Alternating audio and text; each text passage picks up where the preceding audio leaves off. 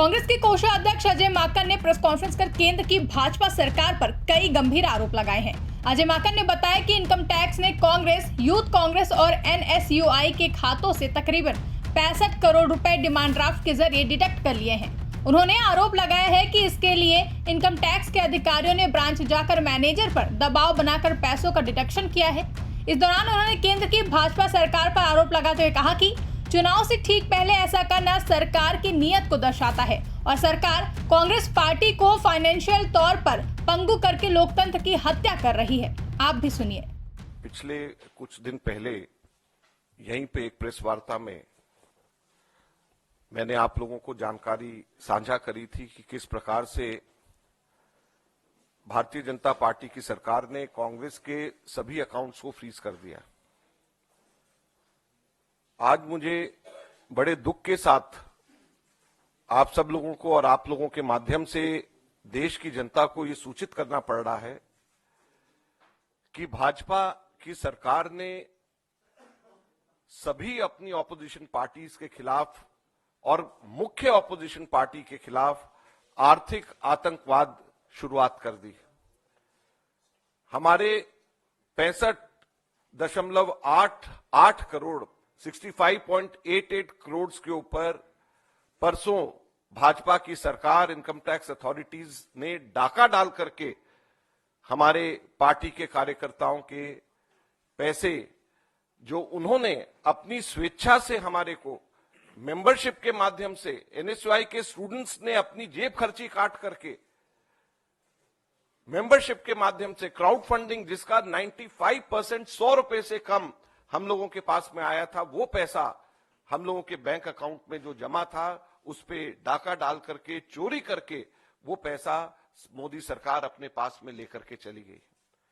मैं बताना चाहूंगा ये 5 अकाउंट्स हैं जिससे कि पैसे लिए गए हैं। मैंने आपको बताया था पिछली बार कि हमने इनकम टैक्स एपेलेट ट्रिब्यूनल में अर्जी लगाई है। इनकम टैक्स एपेलेट ट्रिब्यूनल में हम लोग 14 तारीख को उसी दिन चले गए थे जब हमारे बैंक्स में फ्रीज करने का नोटिस आया था और एपेलेट ट्रिब्यूनल ने हमारे 21 तारीख को हियरिंग लगाई थी, कल दोपहर को 2:30 बजे की। उससे ठीक एक दिन पहले इनकम टैक्स के ऑफिसर्स बैंक में जा करके, एक बैंक के ब्रांच में जा करके वहां पर धमकी दे करके मैनेजर्स को कि ये पैसा हम आपसे पर्सनली वसूल करेंगे अगर आपने हमारे को नहीं दिया, ऐसा कह करके उन्होंने 5 बैंक्स के ब्रांचेस से 65.88 करोड़ 65 करोड़ 88 लाख 81,474 रुपए उन्होंने इन बैंकों से वसूल कर लिए डिमांड ड्राफ्ट के माध्यम से, जिसमें इंडियन यूथ कांग्रेस के 4 करोड़ 20 लाख 35 हजार, एनएसयूआई के 1 करोड़ 43 लाख 98 हजार और बाकी लगभग 60 करोड़ रुपए कांग्रेस के एआईसीसी के अकाउंट जो bank of Baroda, union bank और पंजाब नेशनल बैंक में है, इन तीनों बैंक से ले लिए गए और स्टेट बैंक ऑफ इंडिया में जहां पे आईवाईसी और एनएसयूआई का अकाउंट है वहां से ले लिया गया। आप लोगों को मैं बताना चाहूंगा कि पॉलिटिकल पार्टीज इनकम टैक्स से एग्जेम्प्टेड होती हैं। जहां तक के इंडिविजुअल्स की बात है, मुझे पता चला है कि हमारे इनकम टैक्स डिपार्टमेंट्स और इवन फाइनेंस मिनिस्टर ने भी डीब्रीफिंग के दौरान कहा कि इनकम टैक्स तो देना पड़ेगा, हम भी देते हैं, हम सब लोग इनकम टैक्स देते हैं, खरगे जी भी इनकम टैक्स देते हैं, राहुल जी भी इनकम टैक्स देते हैं, हम सब इंडिविजुअल्स इनकम टैक्स देते हैं, लेकिन पॉलिटिकल पार्टी इनकम टैक्स नहीं देती। अगर आपको कंपेयर करना है तो भारतीय राष्ट्रीय कांग्रेस को भाजपा से कंपेयर करिए, दूसरी नेशनल पार्टी से कंपेयर करिए। क्या भाजपा ने आज तक के कभी भी इनकम टैक्स दिया? क्या भारतीय जनता पार्टी के ऊपर कभी भी पीनलाइज करके कभी भी इनकम टैक्स लिया गया? हम लोगों के पास में जो पैसा आता है, ये पैसा हमारी देश के राजनीति के लिए, डेमोक्रेसी को जिंदा रखने के लिए वो पैसा खर्च किया जाता है। ये इनकम नहीं है, कोई किसी की इनकम नहीं हो रही है। इसलिए पॉलिटिकल पार्टीज को हमेशा इनकम टैक्स से अलग रखा जाता है। हमेशा पॉलिटिकल पार्टीज इसी वजह से इनकम टैक्स एग्जेम्प्टेड होती हैं हमेशा। भारतीय जनता पार्टी ने आज तक कभी भी पेनल्टी नहीं दी, भारतीय जनता पार्टी ने आज तक कभी भी इनकम टैक्स नहीं दिया, तो फिर कांग्रेस से क्यों मांगा जा रहा है?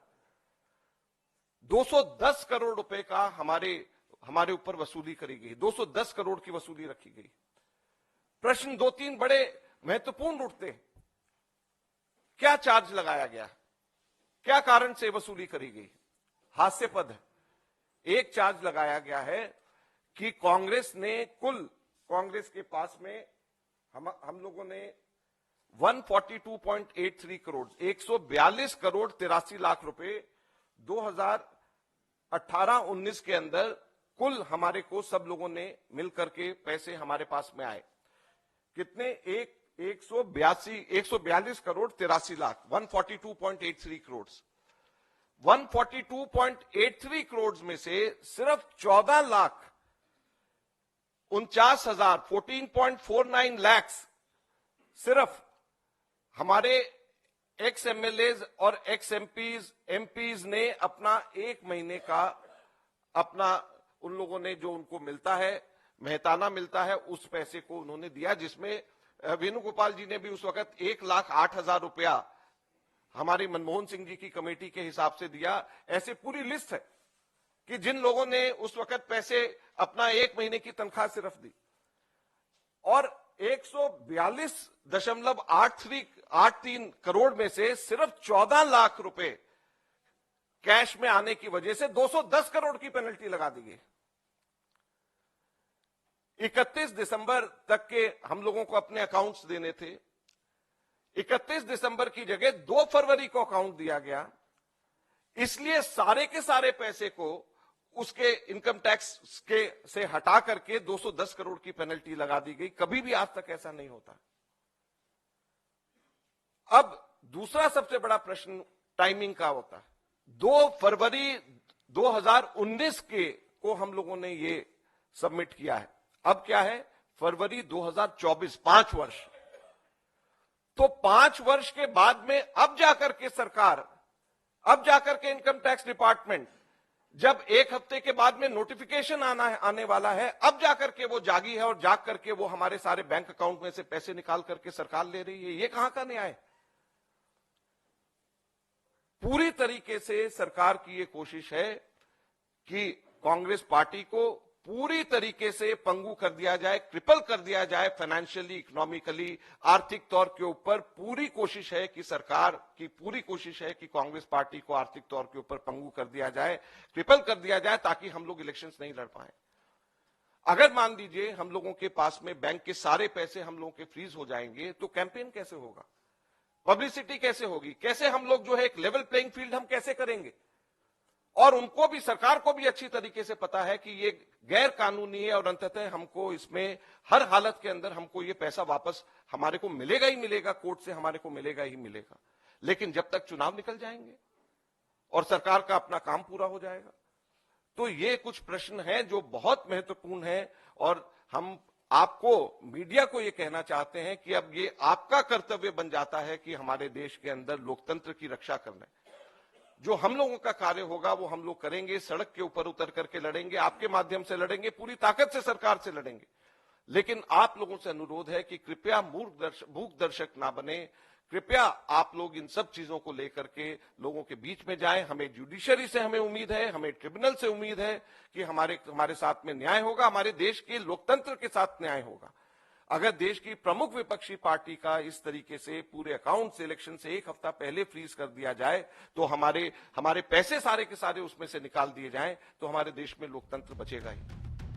ब्यूरो रिपोर्ट, इंडिया पब्लिक खबर। फिलहाल के लिए इस खबर में बस इतना ही। देश और दुनिया की ऐसी ही तमाम बड़ी खबरों के लिए हमारे YouTube चैनल को सब्सक्राइब करें और बने रहें इंडिया पब्लिक खबर के साथ।